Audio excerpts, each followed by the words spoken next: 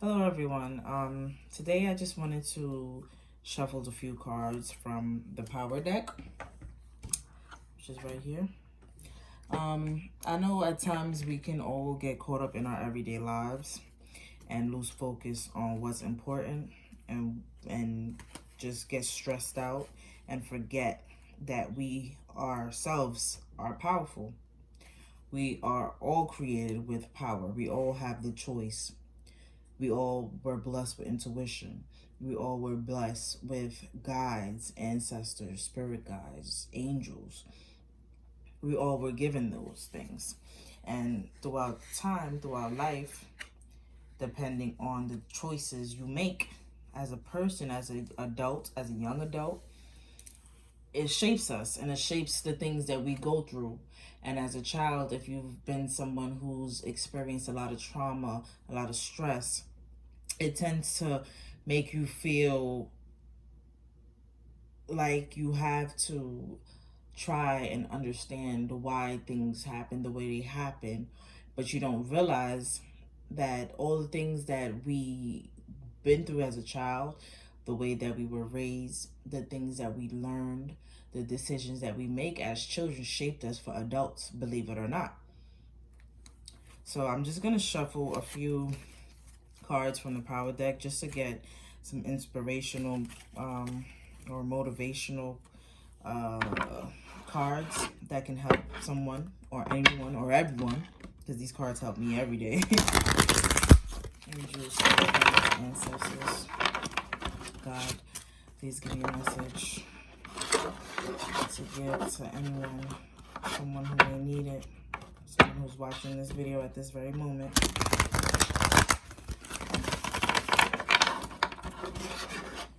What messages do you have?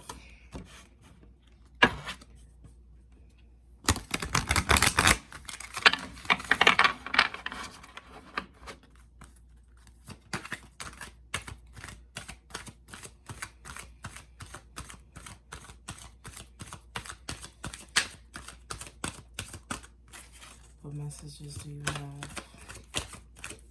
for watching?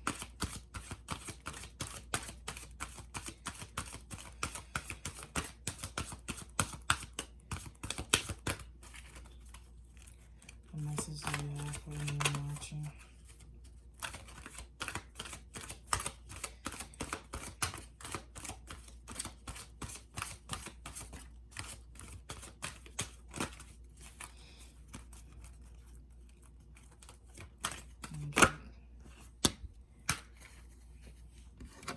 That essence. Life is a school. Life is a school that we move and graduate through, learning many things as we cloak ourselves in environmental knowledge. You are on the warrior's path towards enlightenment, and one day you will peel away this accumulated knowledge like layers of an onion, moving back into the source of your power. When contemplating a Zen garden, you find that the source of your power is the essence of the Great Spirit. We come onto this earth, walk as a piece of smashed mirror, every one of us reflecting the light of our God. The experience of life is the process of piercing together these scrambled fragments into one great mandala that reflects back the one source of all beings. At the center of a cyclone, we sit at the one point of stillness, the pandemonium of life circulating madly around us. Choose equilibrium, not frenzy. Live life from your center. The essence of you and the essence of the universe, primal moving force, are one. And this is the picture on the card. I don't know if you can see. And we got one more card.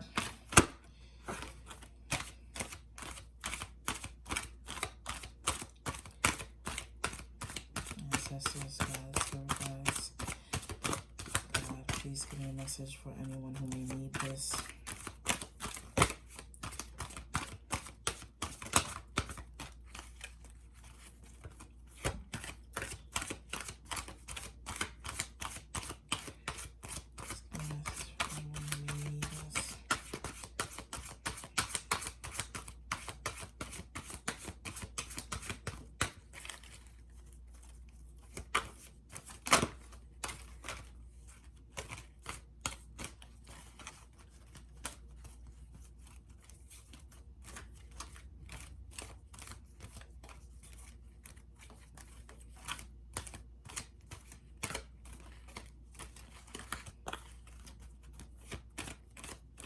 God, ancestors, angel guides, please give me a message. Spirit guides, please give me a message for anyone who may need it.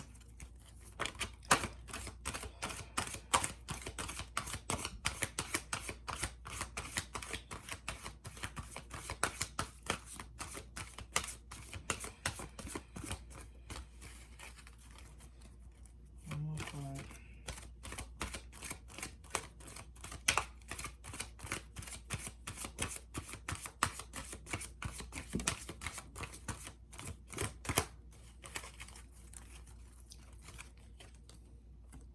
Strength.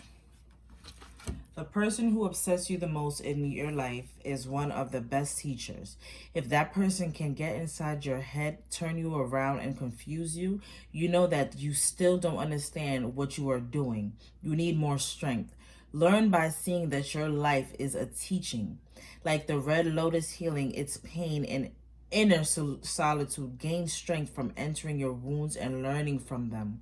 The magician remembers the trail and takes a different one, even if it is more difficult. In this way, you create your own path as you build strength from them. So with these two cards alone, it just basically goes into the message of what I was saying when the video first started. We get caught up in life and don't realize or don't allow ourselves to be who we need to be. We get caught up in emotions. We get caught up in the things that we learn, the things that we see. We lose focus and lose sight of who we truly are. And most of the time, we don't know who we truly are. We have to try to find who we are.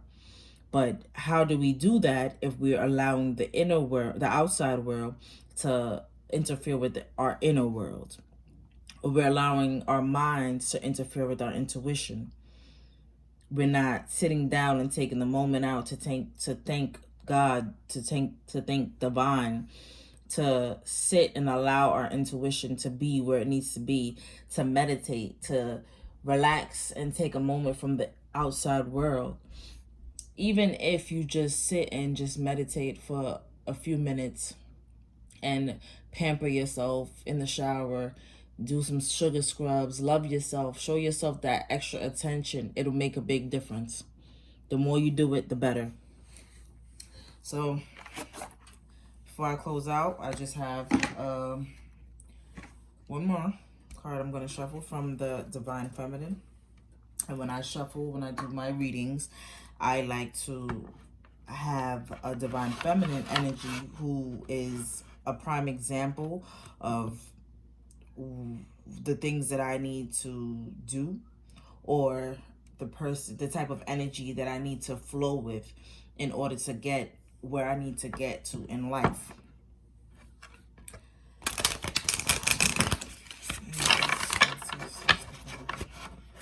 Please give me a video.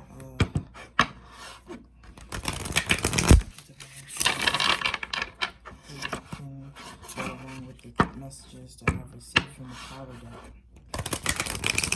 Continue to help those who are watching, to help anyone who's watching, anyone who needs help. Please give me a message. Give me a divine guidance.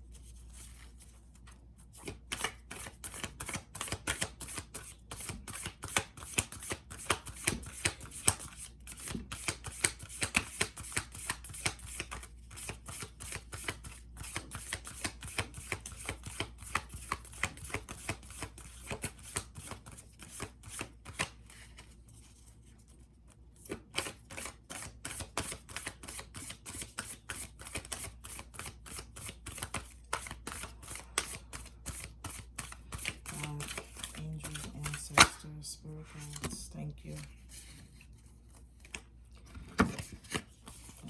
got three. Okay. Lilith, the first woman. I am the voice of my body and soul. I choose the life that I desire to live.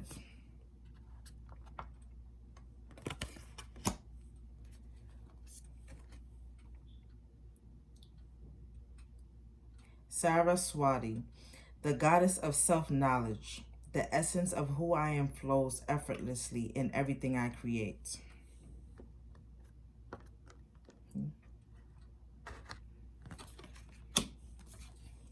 And last but not least, Hestia, the goddess of sanctuary. No matter where I am home. The most sacred sanctuary is found within me.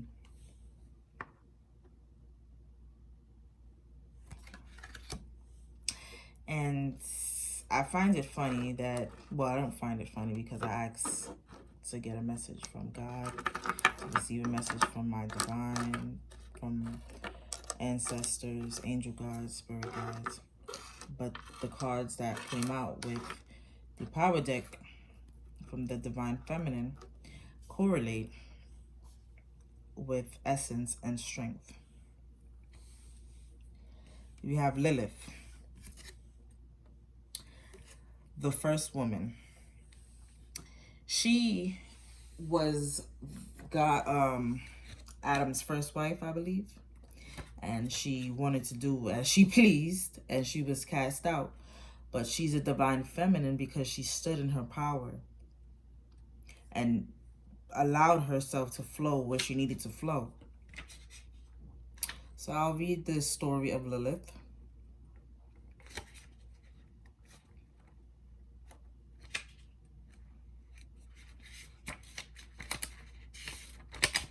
Okay. Lilith embodies our sovereignty to declare our desires and do what must be done in order to live them out. According to Jewish folklore, Lilith was Adam's first wife. She created from the same earth as Adam. When he expected her to be subservient to him, she refused. Lilith explained to Adam that we were equal, made by God. So when Adam insisted again on her submission, Lilith uttered the divine name and flew away. Supposedly, Adam sent angels after her to force her to return, but she was with Archangel Samuel and desired to remain with him. Lilith embodies the emotional and spiritual aspects of our unconscious or unrealized desires, sensuality, and unbridled sexuality. She owns her body and soul completely. For many women, Lilith is an icon of freedom. Lilith is the first woman. She is the woman who refused to be dominated or defined by anyone or anything other outside of her. Lilith asks, "What would happen if you left everything behind?" She wonders what prevents you from getting to experience all that you desire. Is it you? Is it an idea of someone you have to be? Is it society's definition of what it means to be a woman? Lilith asks the question that sometimes never fully reach the light of consciousness. Lilith is unclaimed. She is the ruler of her body and soul, and she reminds us that we are too. And not only that, we have a sacred obligation to the body's fierce protector. If I were entirely equal to everyone, to every man and every angel like Samuel, what would I choose for my life? If I see myself as worthy as the first woman ever created by divine, what more would I ask for? Am I living the life I desire? Am I actually fulfilled sexually in my current relationship? Are there aspects of my sexuality I haven't been able to face and voice? Lilith refuses to settle. She answered all these questions within her and took action on the truth she uncovered. Lilith demanded that she meet with what she really desired, and she's here to demand that we all do the same. The soul voice meditation. What does the life I truly desire look like? And this woman right here, Lilith, this is a very powerful woman because she up and left. She followed her intuition. She followed herself. What would she have done if she would have never allowed herself to have strength? She would have been there miserable and unhappy. And a lot of the times, because of circumstances, because of what society has taught us, we get stuck. We get so stuck in our day-to-day lives and the things that make us miserable, instead of going out and trying to find what makes us happy, or going out and finding our understanding and listening to our intuition.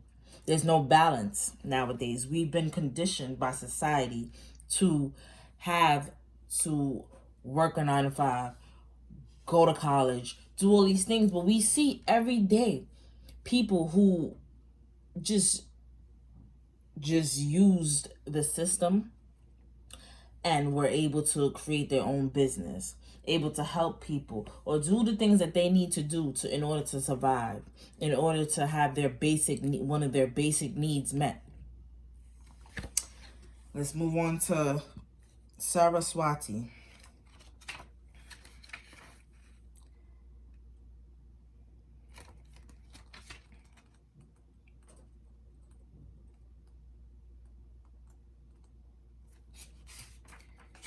I don't know her story, so I'll read it. Saraswati resents the self-knowledge of who we are so that nothing impeds the flow of creativity from the soul. Her name is fusion of Sanskrit words for essence. For essence, you hear that? Essence.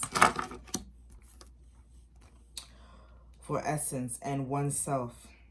Saraswati's name translates then as the one who leads the essence of self-knowledge. She is part of the Hindu goddess trinity, the Tridevi. Together with Parvati and Lakshmi, all three goddesses help the trinity of Hindu gods Brahma, Vishnu, and Shiva to create, maintain, and regenerate the universe. The earliest mention of Saraswati is the Rig Veda, a collection of ancient sacred texts that date back to 15 BC. She is sometimes referred to as the mother of Vedas, and is understood to be the perfection of knowledge. Students appeal to her for assistance on exams, and writers and artists pray to her to remove all the obstacles that keep them from being a clear conduit for the creativity that wants to come through them. She is considered to be a river goddess or a feminine deity with healing, flowing waters. She's ventured as the goddess of music, the arts, and learning because of this association with waters that heal and purify. Her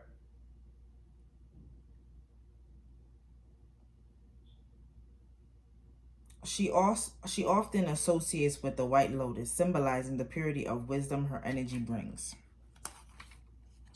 When you are aligned with the essence of who you are, then what needs to communicate through us, whether with words or music or artwork, can flow.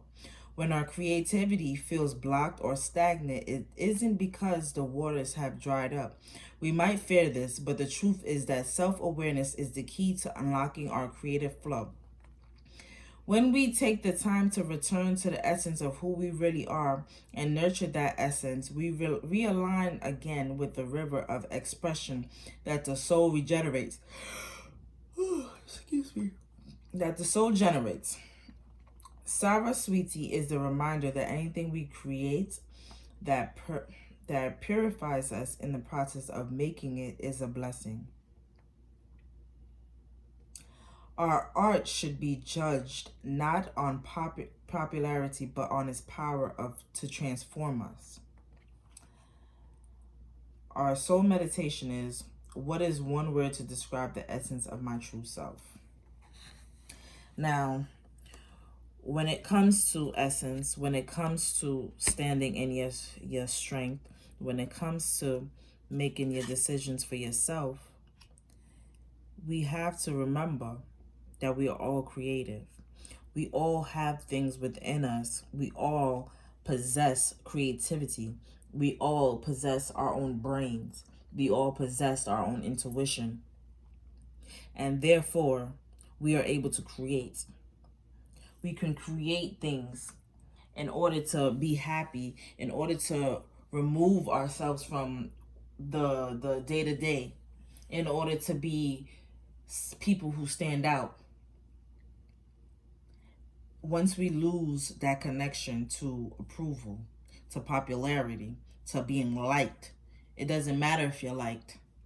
What matters is that you're happy and that you're putting that effort in to do what you have to do in order to get to where you need to get. Last but not least, Hestia. Give me some water.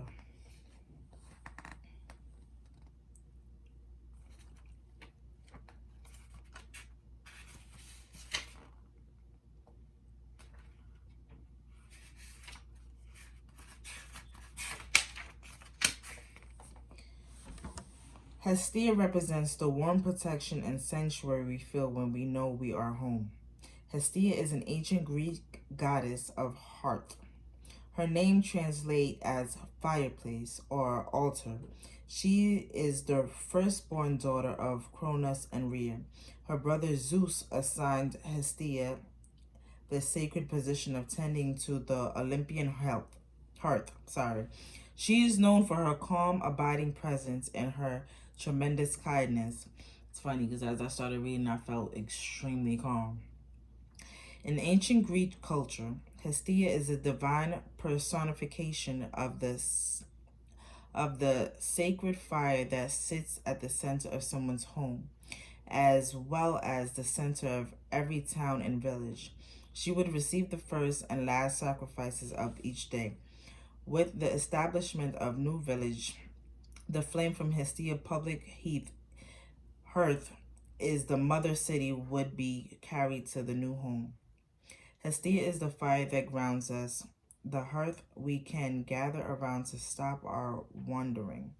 Hestia is embeddled of the warmth, safety, and nutriments of being in community. She represents that tangible and yet unseen connection between all our loved ones. She's a calm, abiding presence that can only be found within. Hestia created the concept of sanctuary.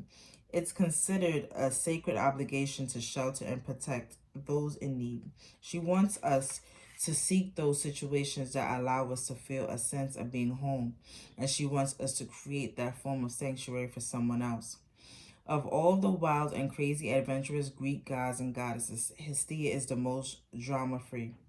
She's the one who can be counted on, the one who's fosters community and provides the stability of food and warmth and shelter when all else is coming undone. She's your grandmother goddess. She's your energy that whispers for you to just get cozy. Hestia wants you to be 1,000 leagues easier on yourself. Put a blanket over your body, curl up with hot tea, sit before the fire of all you've accomplished, and give your mind a break from all that you ask of yourself.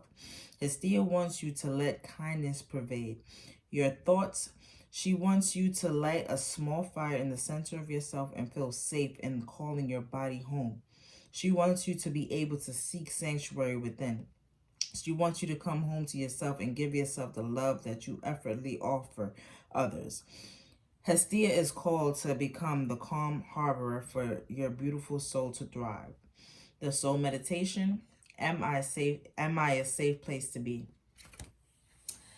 Now, like I said, when it comes to showing yourself love and attention, we have to learn that we deserve love and attention.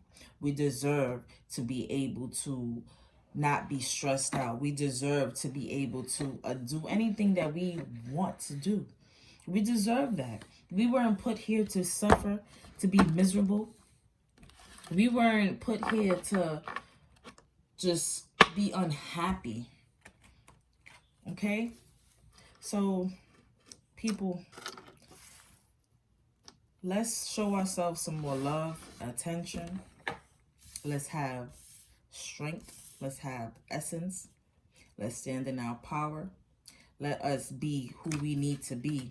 Let us make the right decisions for ourselves to get to where we need to get to.